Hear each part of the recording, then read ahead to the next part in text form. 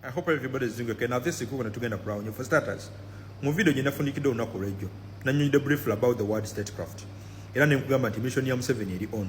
Mission eri kwani osobola okuddayo mu video y'ejjo n'ogiraba.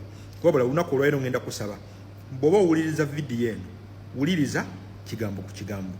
Kubanga events zonna ezize happening obadde oziraba oba oli awo ng'ozinotisinga naye nga tomanyi lwaki kiva ku ki na lwaki byolaba obadde obiraba nga bw'obiraba. Tutunulidde ekigambo kye bayita political purge. Political purge involves the removal of the dictator's enemies from positions of influence within the regime and outside the regime. Oba, it involves the marginalization of potential rivals to the dictator to ensure the dictator's continued survival in power. Njagala mpulirize. Political purge ina party bbiri. Ina party eri violent, ina ne party eri non-violent. Etunulira ebintu bisatu. Wabeerawo target, wabeerawo research, wabeerawo ne timing. Nakyemalira yenna bw'amala okwa-identifying target eyina potential oba target ey'amaanyi esobola okumujja mu kifo oba okwa-identifying threat. Bino bye bibaawo senga threat ebeera within government ye oba ebeera within regime ye. Mubeeramu okudemotinga omuntu oyo bw'aba nga abadde mu kifo eky'amaanyi akina bana bali mu poliisi bana bali mu institutions nga bw'olaba parliament n'ebisigadde ne bana bali mu masiga amalamuzi bano abasavinga mu magye.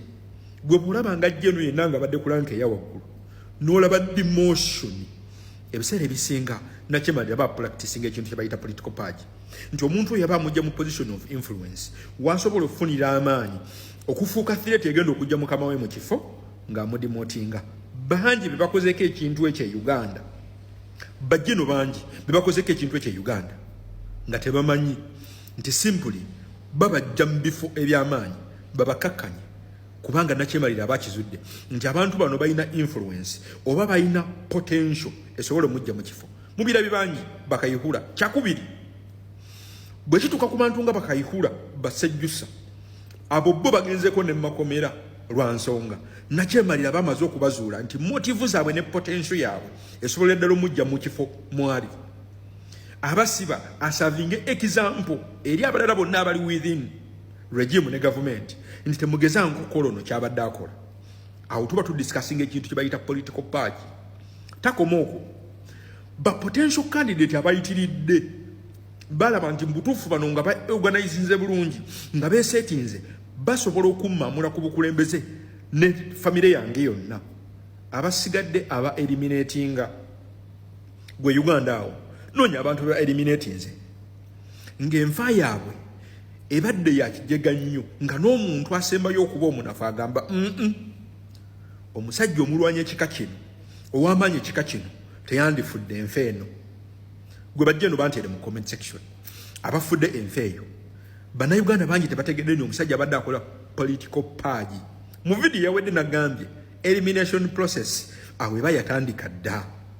Bwe kituuka kuba candidates nga bo tebasobola kutaasibwa ng'amaanyi gaabwe mangi nnyo nga influence yaabwe nnyingi nnyo mu society abo babakolako kye bayita elimination assassination.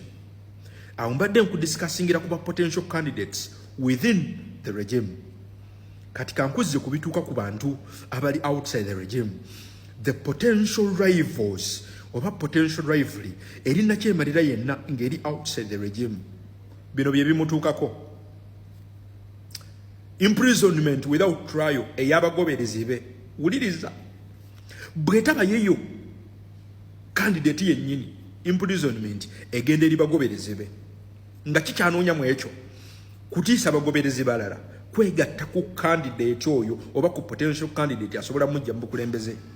Kyakubiri mubeeramu okutta execution ey'abagoberezi b'omuntu oyo oba omugoberezi yennyini nakyemalira bw'atatta mugoberezi bw'atatta candidate yennyini atta bagoberezi. Ekimutisayo elements ez'abagoberezi eri potential threat gyali ng'eri outside the regime kubeera kutiisa bantu balala kwegatta ku candidate ono.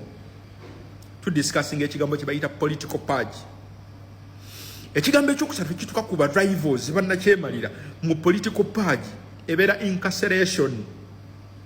Abasibe ba NUP mwakalaba abakava mu kkomera nakyemalira abasindika example eri population endala nti senga mwegatta ku muntu ono EBISIGADDE bye bigenda okubatuukako okubasibasiba okubatugumbula asindika fear eri population nayogedde ku kigambo kye bayita marginalization of potential candidates naddala balina influence omujja mu bukulembeze kino mukirabye ku His Excellency Kyagulanyi Sentamu naye just mbadde temumanyi nti nakyemalira kadi gyanyiga ye political page asooka nakujja ku media houses zonna ezisinga okuba ennyingi nakulekerawo ntono nnyo ate bw'amala okujja ku media houses ezisinga okuba ennyingi ku media houses ezo n'ateekako abantu okwexercisinga the non-violent political page yeriwa ne balyoka bakusiiga malisi nga tosobola yadde okujja okwewozaako ku media houses ezo ateekako abantu nga bajja buli lunaku ne bakwogerako buli lunaku naye nga gwe takuwa space kujja kwennyonnyolako nakyemalira bakola kye bayita marginalization of potential candidates mu political page tambuza video gwetuuke kuba olaba nga kyennyini kye bakola takoma okwo mu marginalization of potential candidates ayingira cultural institutions na creatingira enmity wakati wo ne cultural institutions ez'enjawulo si mu cultural institution mukka mwafuutuka wabula mu cultural institutions zonna eziri mu ggwanga kasita abanga azirinamu control amakinga sure nti akwawula ne cultural institutions zino zonna amakinga sure nti asiga ekifaananyi nti gwe ne cultural institutions ezo temukolagana ekyo mukiraba n'ekyo mukiraba mu society bwekiri already takoma okwo ayingira religious institutions n'amakinga sure nti agezaako okusiiga ekifaananyi nti gwe ne religious institution eyo temukwatagana muyina olutalo mu bufunze kyabakola abeera akumarginalizinga akuteeka ebbali ku layini n'abagoberezi oba n'abantu bonna abava mu institutions ezo cultural institutions ne religious institutions takoma okwo nga ne ku media akumma eyapule eyenkana eyapule gyakozesa okusiga malisi ne propaganda bino bebeera mu political party eri non-violent nti bakusiga malisi ne propaganda buli lunaku balipotinga nti okolagana ne state oba ne nakyemalira yennyini gweyagala okujja mu bukulembeze gwe kyogamba gyoyiteeyo ku TV station ne radio stations tulaba bibungeesa nti omukulembeze waffe regimu ye yamuleeta agwe tobiraba nga batambuza buli lunaku ekyo kyolaba bakiyita political page tambuza video tuke kujjajjaawo amanye bano abantu bwe badde ba operatinga kubanga mu mwaka guno mwe tuli nonsense oyo tagenda kukola kati kangutwala wasinga okuba interesting awasinga okunyuma mu non-violent political page nga nakyemalira asazeewo obutatta potential candidate nkunyonyodde ebimu ku bibaamu amakinga sure nti akulyetingayo ba candidate abatalina potential mujja mu kifo abasubstituting ne candidate alina potential mujja mu kifo ekyo gwe tekikwewunyisa lwaki buli we tubadde tutuuka mu elections oba mu electoral periods buli region e Uganda awo abadde agiwaayo candidate ogwa abeerenga representative w'abantu abava mu kitundu kye bwe kituuse mu central region abadde akuwa ba candidates nga bana mu west abadde akuwayo candidate mu eastern abadde akuwayo candidate ne mu north abadde akuwayo candidate lwansonga akimanyi waliwo abagenda okulonda simply because gwalonda ava mu tribe ye mu ekyo akendeza obululu bwa candidate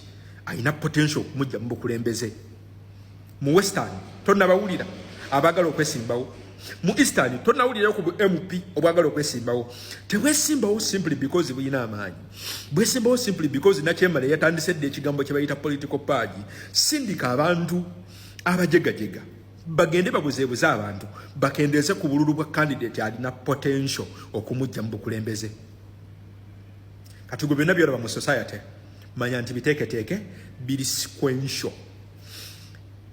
sequential byeddiŋŋana biteeketeeke buli kyolaba kiringana nakyemalira bw'abadde ayagala kitambule kati gwe munnayuganda olina kukola kintu ki bwe bakusindikira candidate yenna nga munafu ne waba ava mu kitundu mwova ne waba ava mu ggwanga mwova kasita abanga munafu bw'otuuka wali mu kulonda tomukombya akalulu kuba wona omukombya akalulu ogenda kuba okoledde ddala nakyemalira kyasinga okwagala tukomye wano. Thank you.